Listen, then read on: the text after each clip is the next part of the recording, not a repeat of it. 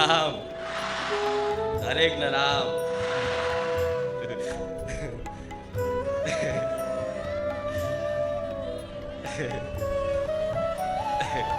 દરેક મારા વાલા ભક્તોને ખૂબ રામ.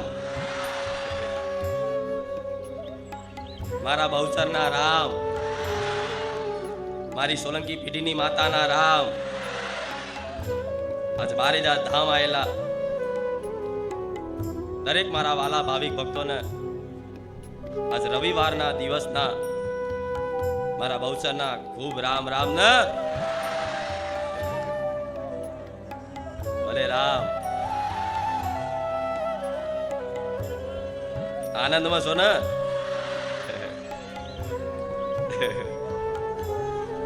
તમે આનંદમાં છો તો હું માતાએ આનંદમાં.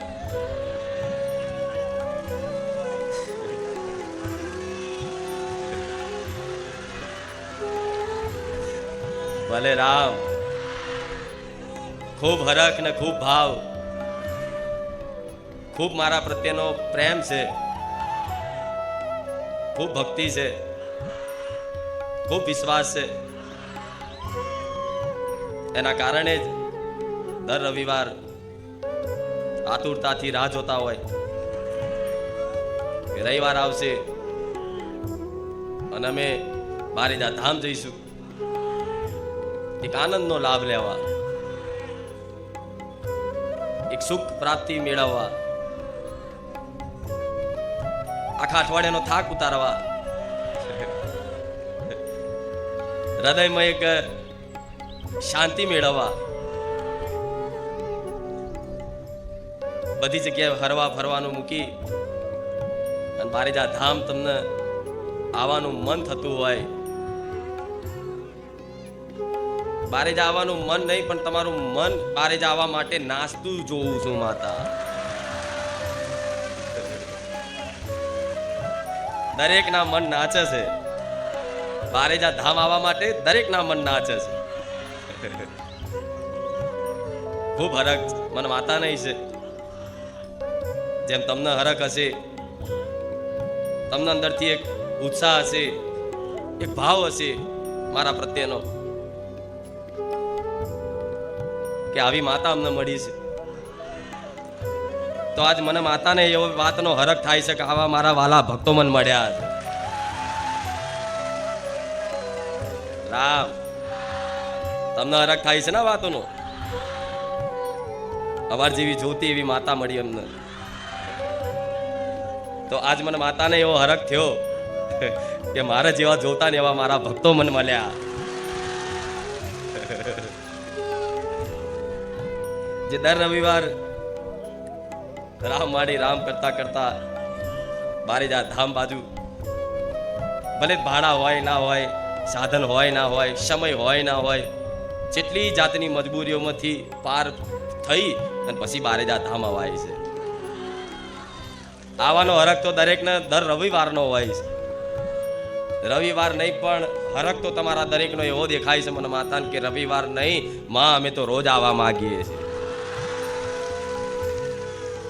પણ છતાંય આખું અઠવાડિયું રાહ જોઈ, જેટલી મજબૂરીઓનો સામનો કરી અને જેમ થાકેલા પાકેલા નિરાશ થઈ અને અહીં જેવા વિશ્રામ મેળવતા હોય મનુષ્ય, એ રીતે બારેજા ધામ આવીને તમને ખરેખરમાં શાંતિનો અનુભવ થાય છે. થાય છે ને બધાને? ભલે રામ. તો આ શું છે આ શાંતિ, આ શું છે આ સુખ, શું છે આ આનંદ? આ શાંતિ મારી માતાની છે, આ આનંદ મારી માતાનો છે, આ સુખ હૃદયમાં અનુભવાય છે મારી માતાનું છે.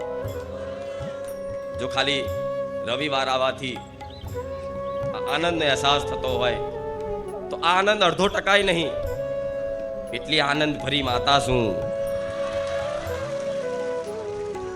મારે તો મારા વાલા ભક્તોને 24 કલાક હસતા રાખવા છે, 24 કલાક ખુશ રાખવા છે, 24 કલાક આનંદિત રાખવા છે. મારી એ ઈચ્છા છે.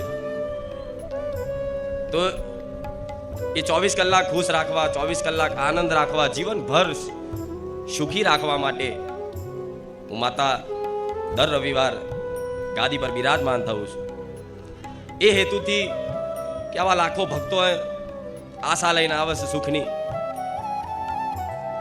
તો એ સુખ મારે કઈ રીતે આપવું એ મારા રામને પૂછી અને મારા ભક્તોને કંઈક નાના મોટા જીવનના ઉપદેશ આપતી હું માતા છું. જીવનની કંઈક સાચી દિશા, સાચો માર્ગ બતાવવા વાળી હું માતા છું. જે મારો ભગવાન મને કહે છે, હુકમ કરે છે, એ મારા ભગવાનનો હુકમ માની, મારા ભગવાનનો આદેશ માની અને તમારી સુધી આ વાણીને પહોંચાડવાનો પ્રયાસ મારો દર રવિવારનો હોય છે. જેથી આવા હજારો લાખો મનુષ્યો સુખની કામના કરી અને દર ભટકતા હોય, ભટકી અને મારા આંગણે આયા હોય, તો મારું કર્તવ્ય બને છે, મારું ધર્મ બને છે કે આયેલા દરેક દુખિયારાને સુખ પ્રદાન કરું, શાંતિ પ્રદાન કરું, રડતા આવને હસતા મોકલું. એ સ્વભાવવાળી બહુચરમાં હતા છું.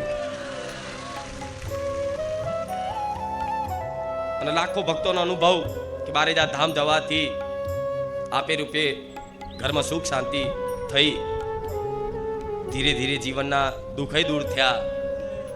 કદાચ કોઈને જલ્દી દુઃખ નહીં દૂર થયા હોય, પણ બારેજા ધામ આવી એ દુઃખનો અહેસાસ નહીં થતો હોય. એક દુઃખ સહન કરવાનું, એ દુઃખ સહન કરવાનું બળ મળતું હશે. એક અંદરથી એક એવો વિશ્વાસ નવો જાગતો હશે કે કોઈ વાંધો નહીં, આજે દુખી રહ્યો ભલે, પણ મને મારી મા ઉપર વિશ્વાસ છે, આજે નહીં તો કાલે સુખના દાડા આવશે ને, આવશે. વિશ્વાસ રાખજો, આવશે. મારા ધામ આવો છો ને, મારા શરણે આવો છો ને, તો વિશ્વાસ રાખજો, આવશે ને, અને બહુ જલ્દી આવશે. તમને જેટલી ઉતાવળ છે ને કે ક્યારે સુખી થઈ જવું, એના કરતા 1000 ગણી ઉતાવળ મારા જેવી માતાનો હોય.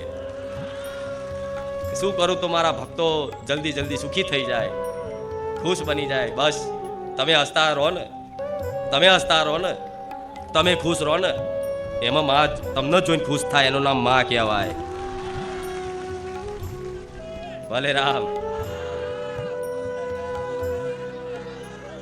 ભલે આ ખુશ પોતાના ભક્તોને જોઈને માતા ખુશ થતી હોય. ભલે રામ, આ તમને જોઈ અને મારા જેવી માતા ખુશ થતી હોય, પ્રસન્ન થતી હોય, તો મારા જેવી માતાને બસ ખાલી ભક્તોના મુખે હસી હશે, ખુશી હશે ને, એ જોઈને મને પ્રસન્નતા થાય છે ને. એ બીજી કોઈ વસ્તુને મારે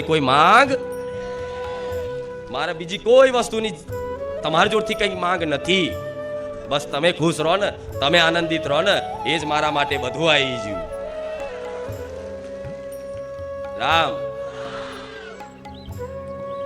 મારા ભગવાને જે મને માતાને મારા દીકરાનું કર્તવ્ય નિભાવવા માટે મને જાગૃત બનાવી છે, તો કર્તવ્ય જાણી, મારું ધર્મ જાણી અને દરેકની સેવા કરવા વાળી હું માતા છું. પશુ પક્ષી માનવ બધાય મારા ધામમાં કોઈ એવા જીવ બાકી નહીં હોય કે બારેજા ધામમાં એની જે જરૂરિયાત હશે, જે કીડીને કદાચ કણ જોતો હશે ને, તો બારેજા ધામમાંથી મળી જાય છે. અને બારેજા ધામના માધ્યમથી હજારો લાખો ભક્તો અહીંયા દર રવિવાર આવતા હોય, પ્રવચન સાંભળતા હોય, મારી પર વિશ્વાસ કરતા હોય, તો મારી વાણીમાં હંમેશા માટે એક જ વાત હશે કે દીકરાઓ પશુ પક્ષીઓની સેવા કરશો ને, તો મારા જેવી માતા અતિ પ્રસન્ન થશે. રામ, અને મને વિશ્વાસ છે મારા ભક્તોએ મારી વાત સાંભળી અને ઘેર આજે ગાયને રોટલી મળતી થઈ ગઈ છે. ઘેર સોસાયટી ફરિયામાં આજે કૂતરાને કંઈક ને કંઈક બિસ્કિટ કે દૂધ મળતું થઈ ગયું છે. આજે ઘેર ફરીએ સોસાયટીઓમાં આજે ફરતા કોઈ પણ જીવ હશે કે તમારા ઘરના આંગણે આવશે ને તમારા ઘેર કોઈ અનાજ હશે, રોટલી હશે ને, તો ભલે તમને પહેલા ઊભા થઈને જોર આવતું, એને ખવડાવતા, આળસ આવતી, પણ આજે ઘરના આંગણે ગાય આવશે ને, તો એ ગાયમાં હું માતા દેખાઈશ ને, એ ગાયમાં તે હું માતા દેખાઈશ. શી ખબર કે માતાજી આયા હોય તો આ ભાવનાથી તમે કરો છો ને, તો બધા જીવ છે, તમે એક જીવ છો. એ બધા જીવ કોના છે? મારી માતાના. કે જગતજનની કેસા, આદ્યશક્તિ કેસા, આખા જગતમાં સંસારમાં જેટલા પણ જીવ છે એ બધાને મેં મારા કીધા છે ને, એ બધા મારા છે. એ જીવોની સેવામાં જે મને માતાને આનંદ થાય છે ને, એવો તો સોનાનું છત્તર માથે લગાવી દો તોય મને બહુચર માતા ના આવે.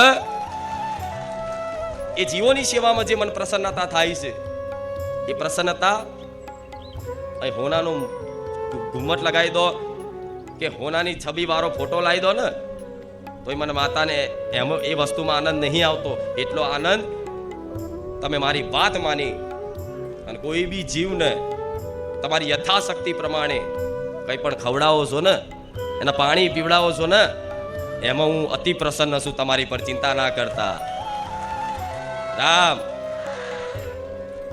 કેમ કે આ જગત, આખું આ સંસાર એ ભગવાનનું એક સ્વરૂપ છે. શું? આખું બ્રહ્માંડ મારા ભગવાનથી ઉત્પન્ન થયેલું છે. તો આખા બ્રહ્માંડમાં એક નાની અમથી પૃથ્વી છે. કદાચ બ્રહ્માંડને જોવા તો અનંત બ્રહ્માંડ છે. એ અનંત બ્રહ્માંડમાં આટલી નાની એવી પૃથ્વી છે, અને તે નાની એવી બ્રહ્માંડમાંથી જોવા જઈએ તો નાની એવી નરી આંખે દેખાય નહીં એવી નાનકડી એવી પૃથ્વીમાં આવડા નાનકડા એવા મનુષ્ય રહે છે, પશુ પક્ષી જીવ જંતુ રહે છે. તો આ એક ભગવાનનું આખું એક સ્વરૂપ છે. તો જો આ સંસારની સેવા કરો ને, આ સંસારની સેવા કરો, આ સંસારમાં રહેતા જીવોની સેવા કરો, તો એ સેવા મારા ભગવાનની થાય છે એવો વિશ્વાસ રાખજો. શું? આ સંસારની સેવા કરો અર્થાત મારા ભગવાનની સેવા કર્યા બરાબર છે. જેમ કે આખો સંસાર મારા ભગવાનનું એક સ્વરૂપ છે. સિયા રામમય સબ જગ જાની, કરું પ્રણામ જોરી જુગ પાની. શું? સિયા રામમય જગત જાણી અને હું તમને પ્રણામ કરું છું. કેમ કે તમારી અંતર આત્મામાં, દરેકને અંતર આત્મામાં જે જીવ તત્વ છે, જે આત્મ તત્વ છે, એ જ મારા રામ છે. તો એ તમારા અંતર આત્મામાં બેઠેલા રામને મારી બહુચરના રામ